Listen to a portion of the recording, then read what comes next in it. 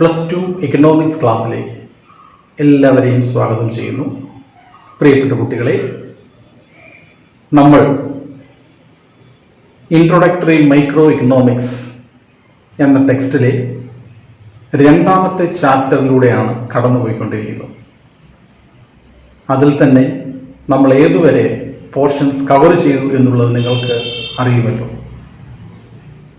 പ്രധാനമായും 2 ടൂളുകളാണ് നമ്മൾ ഈ ചാപ്റ്ററിൽ ഇതുവരെ പരിചയപ്പെട്ടത്. ബഡ്ജറ്റ് ലൈൻ, അതേപോലെ തന്നെ ഇൻഡിഫറൻസ് കാർവ്. ഈ 2 ടൂളുകളുടെയും ഒരു ആപ്ലിക്കേഷനാണ് നമ്മൾ ഇന്ന് പഠിക്കുവാൻ പോകുന്നത്. അപ്പോൾ ആ വക കാര്യങ്ങളൊക്കെ നിങ്ങളുടെ മനസ്സിലുണ്ടെങ്കിൽ മാത്രമേ നമുക്ക് ഇന്ന് പറയുന്ന കാര്യങ്ങൾ നിങ്ങൾക്ക് മനസ്സിലാവുകയുള്ളൂ എന്നുള്ള കാര്യം കൂടി ഓർമ്മപ്പെടുത്തുകയാണ്. The theory of consumer behaviour, അതാണല്ലോ നമ്മൾ പഠിച്ചുകൊണ്ടിരിക്കുന്നത്. ഒരു കൺസ്യൂമർ വാങ്ങുന്ന സാധനങ്ങളെ നമ്മൾ ഏത് പേരിലാണ് വിളിച്ചത് എന്ന് ഓർമ്മയുണ്ടാകുമല്ലോ. കൺസംഷൻ ബണ്ടിൽ. ശരിയാണ്, കൺസംഷൻ ബണ്ടിൽ. അപ്പോൾ കൺസ്യൂമറുടെ ഇൻകത്തിനും സാധനങ്ങളുടെ വിലയ്ക്കും അനുസരിച്ച് ഒരു കൺസ്യൂമർക്ക് വാങ്ങാൻ കഴിയുന്ന അനേകം കൺസംഷൻ ബണ്ടിലുകൾ ഉണ്ടാവുമല്ലോ. All these consumption bundles are jointly called in a separate name. Can you remember that name? Yes, budget set. So every consumer has a budget set. By the term budget set we mean the quantities of goods that is available to a consumer. അപ്പൊ ഇങ്ങനെ കൺസ്യൂമർക്ക് ലഭ്യമായ budget സെറ്റുകളിൽ നിന്ന് consumer ഏത് ബണ്ടിലാകും choose ചെയ്യുന്നത്, അതാണ് നമ്മളിന്ന് പറയാൻ പോകുന്നത്. Which consumption bundle the consumer will choose from the available consumption bundles with the income of the consumer and given the market prices of goods. അതിലേക്ക് നമുക്ക് കടക്കാം. ഒരു കൺസ്യൂമർ അദ്ദേഹത്തിന്റെ preference four goods will depends upon several things that we know. പക്ഷേ ഇന്ന് നമ്മൾ പഠിക്കാൻ പോകുന്ന പ്രിഫറൻസ് ഓഫ് ദി കൺസ്യൂമർ എന്ന് പറയുന്ന ആ ടോപ്പിക്, അഥവാ optimal choice of the consumer, ആ ടോപ്പിക് നമ്മൾ വളരെ ഡീറ്റെയിൽഡ് ആയിട്ട് പഠിക്കണം എന്നുണ്ടെങ്കിൽ we should fix some assumptions. ഇപ്പൊ ചില അസംഷനുകൾ, ചില സങ്കല്പങ്ങൾ നമ്മൾ നടത്തിയാൽ മാത്രമേ optimal choice of the consumer എങ്ങനെയാണ്, എന്താണ് എന്നുള്ളത് നമുക്ക് വ്യക്തമായി മനസ്സിലാക്കാൻ കഴിയുകയുള്ളൂ. അതിലേക്ക് നമുക്ക് പോകുന്നതിന് മുമ്പ് ചില സങ്കല്പങ്ങൾ എന്തൊക്കെയാണ് എന്നുള്ളത് നമുക്ക് നോക്കാം. ഒന്നാമതായി, we assume that the consumer's preference depends upon his taste and preference. ശരിയല്ലേ? ഒരു കൺസ്യൂമർ വാങ്ങുന്ന സാധനങ്ങൾ എന്ന് പറയുന്നത് അദ്ദേഹത്തിന്റെ ഇഷ്ടത്തിനും അഭിരുചിക്കും അനുസരിച്ചായിരിക്കും. നിങ്ങൾ എല്ലാവരും അങ്ങനെ തന്നെ, ഞാനും അങ്ങനെ തന്നെ. ഞാനൊരു സാധനം വാങ്ങുന്നത് എനിക്ക് ടേസ്റ്റ് ഉണ്ടെങ്കിൽ മാത്രമേ ഞാൻ വാങ്ങൂ. എനിക്ക് ടേസ്റ്റ് ഇല്ല എങ്കിൽ ആ സാധനം ഞാൻ വാങ്ങൂല. നിങ്ങളും അങ്ങനെ തന്നെയാണ്. So the optimal choice of the consumer or the preference of the consumer is firstly based on his taste and preference. ഒരു കൺസ്യൂമറുടെ ടേസ്റ്റിനും പ്രിഫറൻസിനും അനുസരിച്ചാണ് അദ്ദേഹം സാധനങ്ങൾ പ്രിഫർ ചെയ്യുന്നത്. അതാണ് നമ്മൾ ആദ്യമായി സങ്കല്പിക്കുന്നത്. അത് സങ്കല്പം മാത്രമല്ല, ദാറ്റ് ഈസ് ആക്ച്വലി റിയാലിറ്റി. രണ്ടാമത്തെ അസംഷൻ എന്ന് പറയുന്നത്, we assume that the consumer can compare the different bundles that is available to him. കൺസ്യൂമർക്ക് ലഭ്യമായ വിവിധ ബണ്ടിലുകൾ കൺസ്യൂമർക്ക് കമ്പയർ ചെയ്യാം താരതമ്യം ചെയ്യാം. That is the second assumption that we have to make to analyze the optimal choice of the consumers. ഇപ്പൊ കൺസ്യൂമർക്ക് വിവിധ സാധനങ്ങൾ compare ചെയ്യാം, ബണ്ടിലുകൾ തമ്മിൽ കമ്പയർ ചെയ്യാം. ഇങ്ങനെ കമ്പയർ ചെയ്യുന്നത് വഴി കൺസ്യൂമർക്ക് എന്ത് നിഗമനങ്ങളിൽ എത്താം പറയാമോ? വിവിധ ബണ്ടിലുകൾ തമ്മിൽ ഇങ്ങനെ കമ്പയർ ചെയ്യുക വഴി കൺസ്യൂമർക്ക് എന്ത് നിഗമനങ്ങളിലാണ് എത്താൻ കഴിയുക എന്നുള്ളത് നിങ്ങൾക്കറിയാമോ? എന്ന് പറയാമോ? കറക്റ്റാണ്. അതായത് അദ്ദേഹത്തിന് ഏതെങ്കിലും ഒരു ബണ്ടിൽ പ്രിഫർ ചെയ്യാം. ശരിയാണ്, ഏതെങ്കിലും ഒരു ബണ്ടിൽ പ്രിഫർ ചെയ്യാം ഓവർ ദി അതേഴ്സ്, അല്ലെ? So by comparing the different consumption bundles the consumer can prefer one bundle over the other. അതൊരു ചാൻസ് ആണ്. പിന്നെയോ മറ്റെന്തെങ്കിലും ചാൻസ് ഉണ്ടോ? യെസ്, ശരിയാണ്. എല്ലാ സാധനങ്ങളും കൺസ്യൂമർക്ക് ഒരുപോലെയാണ് എന്നും പറയാം.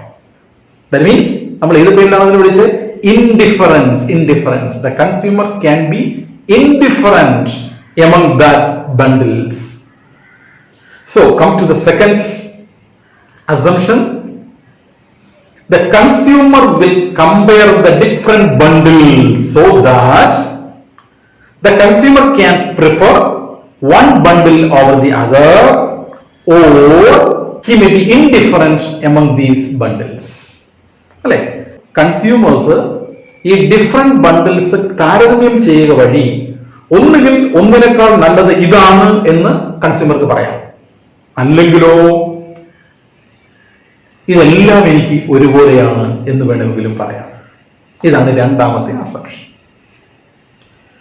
മൂന്നാമത്തെ സങ്കല്പം എന്ന് പറയുന്നത് the consumer can rank the preference എന്നുള്ളതാണ്. The consumer can rank the preference.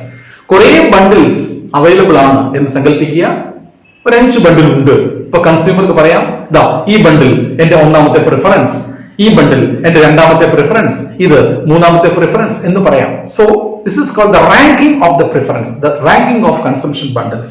The consumer can rank the different consumption bundles. That is the third assumption of optimal choice of the consumer. And fourthly, we assume that the consumer is rational. Consumer എന്ന് പറയുന്നത് rational ആണ് എന്ന് നമ്മൾ സങ്കല്പിക്കുന്നു. എന്താണ് rational എന്നറിയാമോ? A rational consumer means he know what is most apt, what is not apt to him.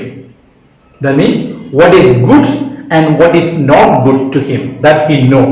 That type of consumers is called a rational consumer. Rational behavior ആണ്. എന്താണ് നല്ലത്, എന്താണ് മോശം എന്ന് കൺസ്യൂമർക്ക് അറിയാം. അങ്ങനെയുള്ള കൺസ്യൂമേഴ്സിനെയാണ് നമ്മൾ എന്ത് വിളിക്കുന്നത്? റാഷണൽ കൺസ്യൂമേഴ്സ് എന്ന് വിളിക്കുന്നത്.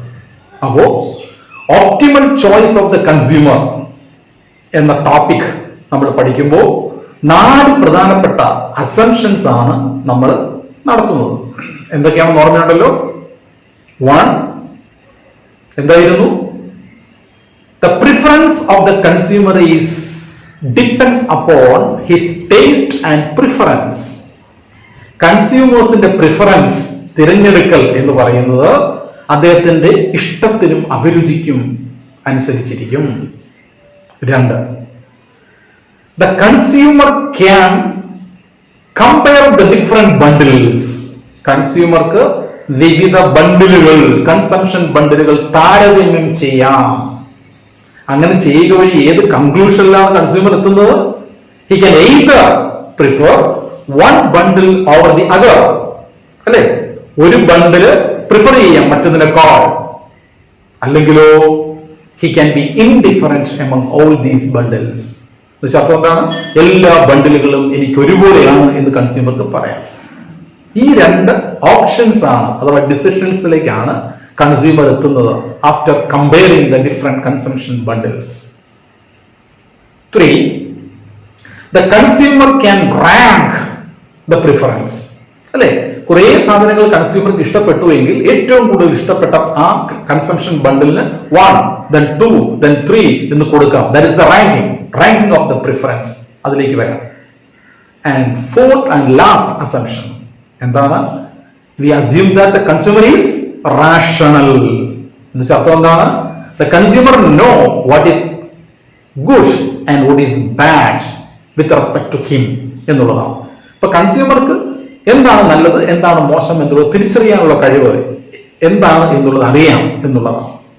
അപ്പൊ ഈ സങ്കല്പത്തിന്റെ ബേസിൽ നമുക്ക് മുന്നോട്ട് പോകാം. ഒരു റാഷണൽ കൺസ്യൂമറിനെ സംബന്ധിച്ച് ഏത് ഇൻഡിഫറൻസ് കർവിൽ എത്താൻ വേണ്ടിയായിരിക്കും അദ്ദേഹം താല്പര്യപ്പെടുന്നത്? പറയാം. അതിനു മുമ്പ് മറ്റൊരു ചോദ്യം, ഒരു റാഷണൽ കൺസ്യൂമറുടെ ഏറ്റവും പ്രധാനപ്പെട്ട ലക്ഷ്യം എന്തായിരിക്കും? പറയാമോ? ഒരു കൺസ്യൂമറിന്റെ ഏറ്റവും പ്രധാനപ്പെട്ട ലക്ഷ്യം എന്തായിരിക്കും? Yes, that is the maximization of his satisfaction, utility. കൺസ്യൂമറുടെ ഏറ്റവും പ്രധാനപ്പെട്ട ലക്ഷ്യമാണ് ഏത്? The maximization of his satisfaction. അയാളുടെ സംതൃപ്തി പരമാവധിയിൽ എത്തുക എന്നുള്ളതാണ് കൺസ്യൂമറുടെ ഏറ്റവും പ്രധാനപ്പെട്ട ലക്ഷ്യം.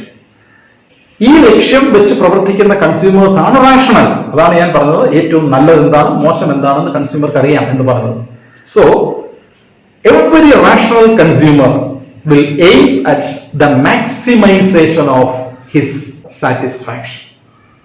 അങ്ങനെയാണെങ്കിൽ നേരത്തെ ചോദിച്ച അതേ ചോദ്യം ഞാൻ വീണ്ടും ആവർത്തിക്കുന്നു. കുറെ ഇൻഡിഫറൻസ് കർവുകൾ ഉണ്ട് എന്ന് സങ്കല്പിക്കുന്നു, അല്ലെ? കുറെ ഇൻഡിഫറൻസ് കർവുകൾ കൺസ്യൂമർക്ക് ഉണ്ട്. അങ്ങനെയാണെങ്കിൽ ഏത് ഇൻഡിഫറൻസ് കർവിലാവും കൺസ്യൂമർ എത്താൻ താല്പര്യപ്പെടുക? പറയാമോ? ശരിയാണ്, ഏറ്റവും മുകളിലുള്ള ഇൻഡിഫറൻസ് കർവിൽ. അതെന്തുകൊണ്ടാണ്? ആ ഇൻഡിഫറൻസ് കർവിലാണ് ഏറ്റവും കൂടുതൽ യൂട്ടിലിറ്റി അഥവാ സംതൃപ്തി, സാറ്റിസ്ഫാക്ഷൻ കസ്റ്റമർക്ക് കിട്ടുന്നത്. അത് നമ്മൾ ഇൻഡിഫറൻസ് കർവിലെ പ്രോപ്പർട്ടീസ് പഠിച്ചതാണ്. Higher and higher indifference curve shows higher and higher satisfaction. So, അതുകൊണ്ട് തന്നെ a rational consumer prefer to move towards highest indifference curve. അല്ലെ? പക്ഷെ ഇങ്ങനെ ഏറ്റവും വലിയ ഇൻഡിഫറൻസ് കർവില് കൺസ്യൂമറിന് എത്താൻ എന്തെങ്കിലും തടസ്സങ്ങൾ, കൺസ്ട്രെയിൻസ് ഉണ്ടോ? തടസ്സങ്ങളുണ്ടോ? പറയാം, എന്തെങ്കിലും തടസ്സങ്ങളുണ്ടോ? യെസ്, ശരിയാണ്, ധാരാളം തടസ്സങ്ങളുണ്ട്. നമ്മൾ ബഡ്ജറ്റ് കൺസ്ട്രെയിൻസ് ഒക്കെ പഠിച്ചതല്ലേ? പ്രധാനപ്പെട്ട തടസ്സങ്ങൾ എന്തൊക്കെയാ? The income of the consumer. പിന്നെയോ ദ പ്രൈസ് ഓഫ് ഗുഡ്സ്, അല്ലെ?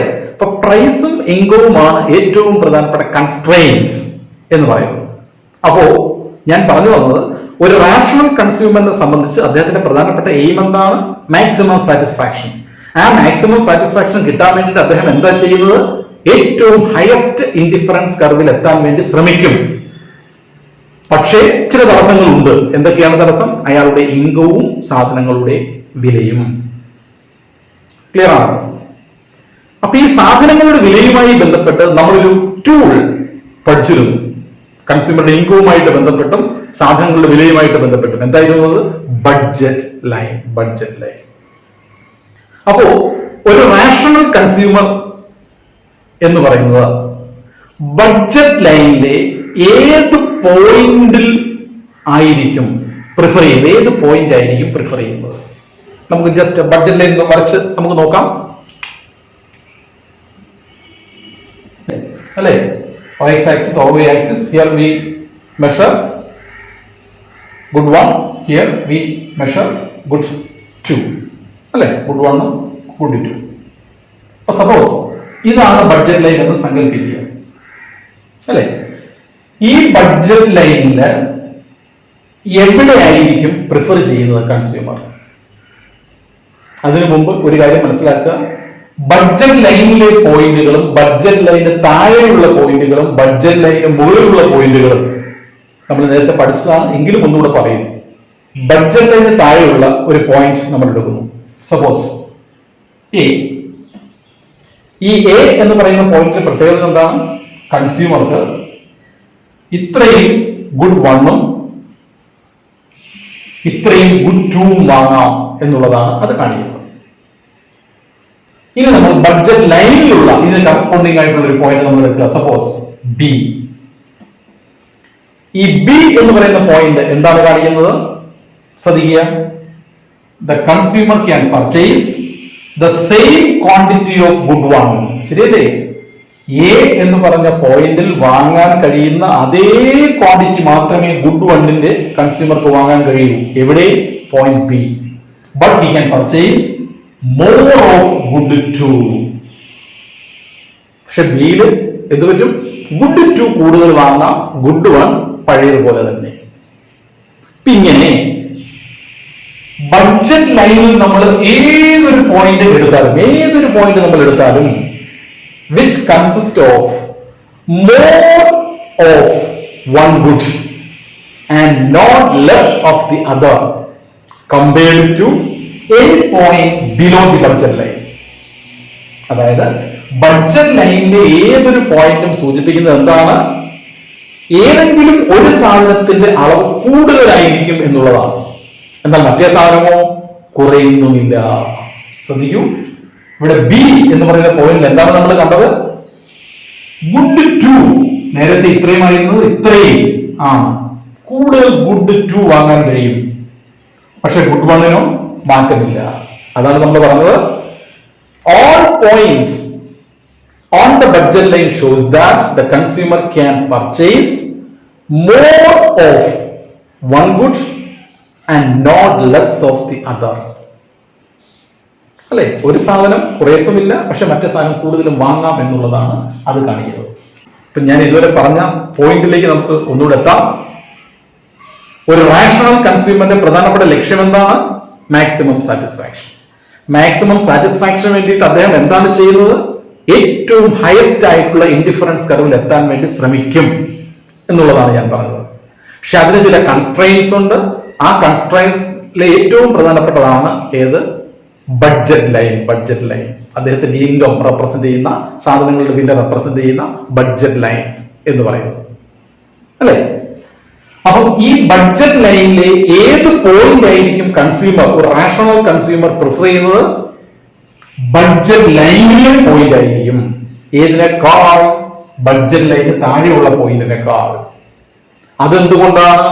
Because all points on the budget line consist of more of one good and not less of the other compared to all points below the budget line. അല്ലെ?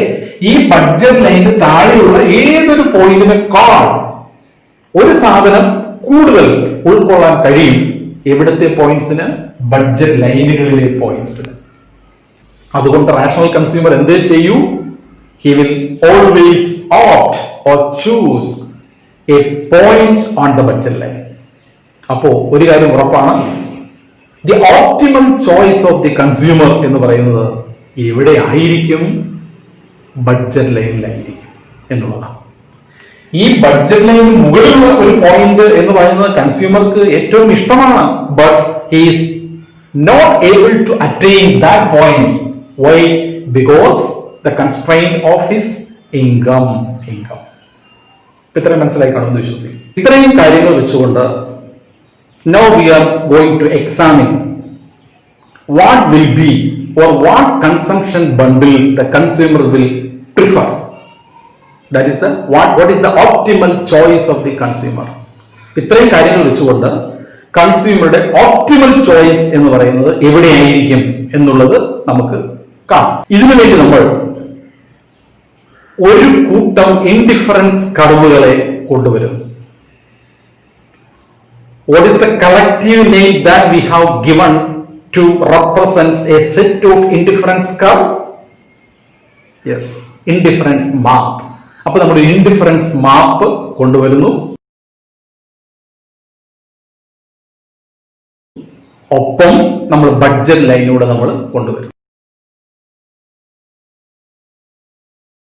അപ്പൊ കൺസ്യൂമറുടെ optimal choice എന്ന് പറയുന്നത് എവിടെയായിരിക്കും എന്നുള്ളത് prove ചെയ്യാൻ വേണ്ടി നമ്മൾ we have to bring a set of indifference curve and one budget line in a single diagram.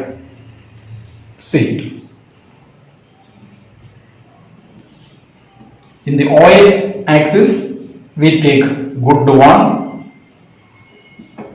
in the OY axis we take good 2. Here are the three budget lines: IC1, IC2, IC3, and we have to draw a budget line.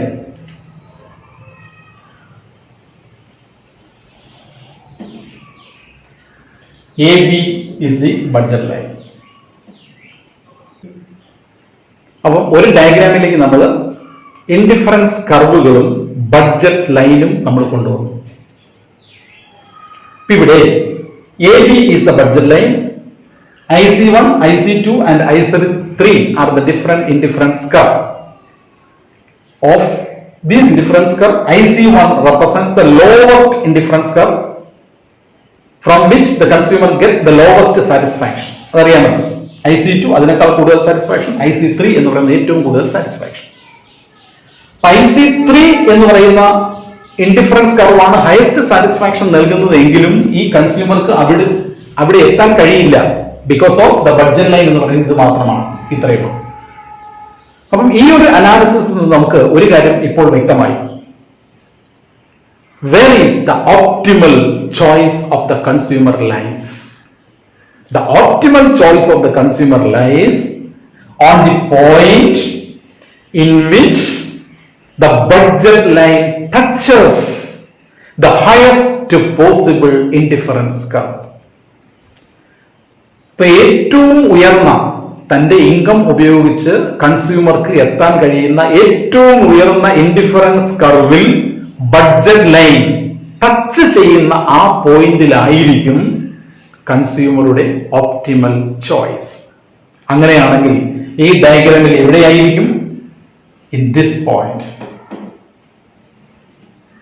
Let us mark this point as E. E എന്ന് പറയുന്ന point ആയിരിക്കും optimal choice of the consumer. എന്തുകൊണ്ട്? Because the indifference curve and the budget line are touching each other or tangent in this point. Here, what quantities of good one the customer buys, assume that it is X1 or X1 quantity of good one the consumer buys. അല്ലേ, good one ന്റെ or X1 quantity ആണ് consumer വാങ്ങുന്നത്. good 2 നമുക്ക് കാണിക്കാം. അതേപോലെ good 2 ന്റെ OX2 quantity ആണ് consumer വാങ്ങുന്നത്. good 1 ന്റെ OX1 ക്വാണ്ടിറ്റിയും good 2 ന്റെ OX2 ക്വാണ്ടിറ്റിയും പർച്ചേസ് ചെയ്തുകൊണ്ട് ആ ബണ്ടിൽ അത്രയും സാധനങ്ങൾ വാങ്ങിക്കൊണ്ട് the consumer attains the optimal choice or the maximum satisfaction. പക്ഷെ ഒരു കാര്യമുണ്ട്, നമ്മൾ പറഞ്ഞു ഇൻഡിഫറൻസ് കർവും ബഡ്ജറ്റ് ലൈനോട് ടച്ച് ചെയ്യുന്ന പോയിന്റ് ആണ് ഓപ്റ്റിമൽ ചോയ്സ് എന്ന് പറഞ്ഞു. പക്ഷെ ഇവിടെ ഇൻഡിഫറൻസ് കർവും ബഡ്ജറ്റ് ലൈനും കൂടി ടച്ച് ചെയ്യുന്ന മറ്റു രണ്ട് പോയിന്റുകൾ കൂടി കാണാം. എവിടെയൊക്കെയാണ്? ഒന്ന് ഇവിടെ, ഒന്ന് ഇവിടെ, അല്ലെ? സപ്പോസ് ഇതിനെ നമ്മൾ M എന്ന് വിളിക്കുന്നു, ഇതിനെ നമ്മൾ P എന്ന് വിളിക്കുന്നു. Suppose these two points are not the optimal choice of the consumer. ഇത് രണ്ടും കൺസ്യൂമറുടെ ഓപ്റ്റിമൽ ചോയ്സ് അല്ല. എന്താണ് കാരണം? എന്തായിരിക്കാം കാരണം? Yes, these two points, that is M and P, lies on a lower indifference curve which give the customer or consumer less satisfaction compared to a point on the IC2. അല്ലേ? അപ്പോൾ P എന്ന് പറയുന്ന പോയിന്റിലും M എന്ന് പറയുന്ന പോയിന്റിലും കൺസ്യൂമറുടെ optimal choice അല്ല. കാരണം എന്താണ്? അത് രണ്ടും ലോവർ ഇൻഡിഫറൻസ് കർവിലാണ് കിടക്കുന്നത്. അത് ലോവർ സാറ്റിസ്ഫാക്ഷനെ കൺസ്യൂമർക്ക് നൽകും. Our consumer is rational, so he will purchase at which point? At the point E. ഇവിടെ ഈ optimal choice of the consumer എന്നുള്ള ഈ പോയിന്റിൽ രണ്ട് കണ്ടീഷൻസ് ആണ് ഫുൾഫിൽ ചെയ്യുന്നത്. There are two conditions fulfilled at the optimal choice of the consumer. എന്തൊക്കെയാണ് ആ കണ്ടീഷൻസ് എന്നുള്ളത് നമുക്ക് നോക്കാം. ഒന്ന് ഞാൻ ഓൾറെഡി പറഞ്ഞു കഴിഞ്ഞു. എന്താണ്? The first condition of the optimal choice of the consumer is the budget line should touch the highest possible indifference curve. Clear അല്ലേ? ബഡ്ജറ്റ് ലൈൻ ഇൻഡിഫറൻസ് കർവുമായിട്ട് ടച്ച് ചെയ്യണം. That is the first condition. Then the second condition is at this point E, the slopes of the indifference curve and budget line are same. ഈ എന്ന് പറയുന്ന പോയിന്റില് indifference കർവിന്റെ സ്ലോപ്പും budget ലൈനിന്റെ സ്ലോപ്പും same ആയിരിക്കും. Budget ലൈനിന്റെ സ്ലോപ്പിനെ നമ്മൾ വിളിച്ച പേരെന്താണ്? Yes, minus P1 by P2 which is the slope of the budget line. Indifference കർവിന്റെ സ്ലോപ്പിനെ നമ്മൾ വിളിച്ച പേരോ? Yes, delta x2 by delta x1 which is called MRS. So the slope of the indifference curve is marginal rate of substitution and the slope of the budget line is minus P1 by P2. Abbo minus P1 by P2 is equal to MRS, that is the slope of the budget line and the indifference curve would be equal. At which point? At the optimal choice of the consumer. അപ്പൊ ഇത്രയും കാര്യങ്ങളാണ് optimal choice of the consumer എന്നതുമായിട്ട് നമുക്ക് മനസ്സിലാക്കാൻ വേണ്ടിയുള്ളത്. Optimal choice of the consumer എന്നുള്ള ടോപ്പിക്കുമായിട്ട് ബന്ധപ്പെട്ട് നമ്മൾ എന്തൊക്കെയാണ് മനസ്സിലാക്കിയത് എന്നറിയാമല്ലോ. വെറും സിമ്പിൾ, നമ്മൾ നേരത്തെ പഠിച്ച രണ്ട് ടൂളുകൾ നമ്മൾ കൊണ്ടുവന്നു, ബഡ്ജറ്റ് ലൈനും ഇൻഡിഫറൻസ് കർവ്. എന്നിട്ട് ഏതായിരിക്കും optimal choice of the consumer എന്ന് പറയുന്നത്? ഇൻഡിഫറൻസ് കർവും ബഡ്ജറ്റ് ലൈനും കൂടെ ടച്ച് ചെയ്യുന്ന പോയിന്റ്. അത് നമ്മൾ ഈ ഒരു ഡയഗ്രാം വരച്ച് നമ്മൾ എക്സ്പ്ലെയിൻ ചെയ്യുന്നു. ഇവിടെ നമുക്ക് രണ്ട് കണ്ടീഷൻസ് ആണ് ഫുൾഫിൽ ആകുന്നത്. എന്തെല്ലാം കണ്ടീഷൻസ് ആണ്? The condition number 1, the indifference curve and the budget line should touch each other.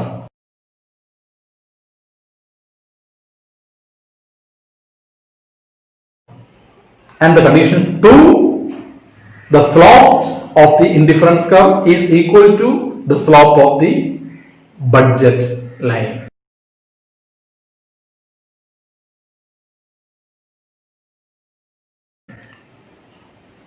Clear ആയെന്ന് വിശ്വസിക്കുന്നു. അപ്പൊ ഇത് വളരെ സിമ്പിളായ ഒരു ടോപ്പിക്കാണ്. ആർക്ക്? ഇൻഡിഫറൻസ് കർവ് എന്താണ്, ബഡ്ജറ്റ് ലൈൻ എന്താണ് എന്ന് മനസ്സിലാക്കിയ കുട്ടികളെ സംബന്ധിച്ച്. പല പൊതുപരീക്ഷകൾക്കും കൃത്യമായി ചോദിക്കുന്ന ഒരു ചോദ്യവുമാണ് ഈ optimal choice of the consumer. അപ്പോൾ വളരെ സിമ്പിളാണ്, മനസ്സിലായെന്ന് വിശ്വസിക്കുന്നു. ഇത് ഒരുപക്ഷെ എസ്സേ രൂപത്തിൽ ഈ ചോദ്യം ചോദിക്കാം. അങ്ങനെയാണെങ്കിൽ നമ്മൾ ഇത്രയും കാര്യങ്ങൾ അല്ലാതെ തുടക്കത്തിൽ തന്നെ ഇൻഡിഫറൻസ് കർവ് എന്താണ്, അതിന്റെ കുറച്ച് പ്രോപ്പർട്ടീസ് ഒക്കെ വേണമെങ്കിൽ നമുക്ക് എഴുതാം, അതിന്റെ പ്രത്യേകതകളൊക്കെ എഴുതാം. അതേപോലെ തന്നെ ബഡ്ജറ്റ് ലൈനെ സംബന്ധിച്ച് കുറെ കാര്യങ്ങളിലൂടെ നമുക്ക് എഴുതാം. എന്നിട്ട് നമ്മൾ ഇന്ന് പഠിച്ച ഈ കാര്യങ്ങളിലേക്ക് വന്നു കഴിഞ്ഞാൽ ഒരു എസ്സേ രൂപത്തിൽ നമുക്ക് ഈ ക്വസ്റ്റ്യൻ അറ്റൻഡ് ചെയ്യാൻ കഴിയും. അപ്പൊ എല്ലാവർക്കും optimal choice of the consumer എന്ന സിമ്പിൾ ടോപ്പിക് മനസ്സിലായി എന്ന് കരുതുന്നു. അപ്പൊ ഇന്നത്തെ ക്ലാസ് ഇവിടെ അവസാനിക്കുന്നു. വീണ്ടും നമുക്ക് കാണാം അടുത്ത ടോപ്പിക്കുമായി. Okay, thank you.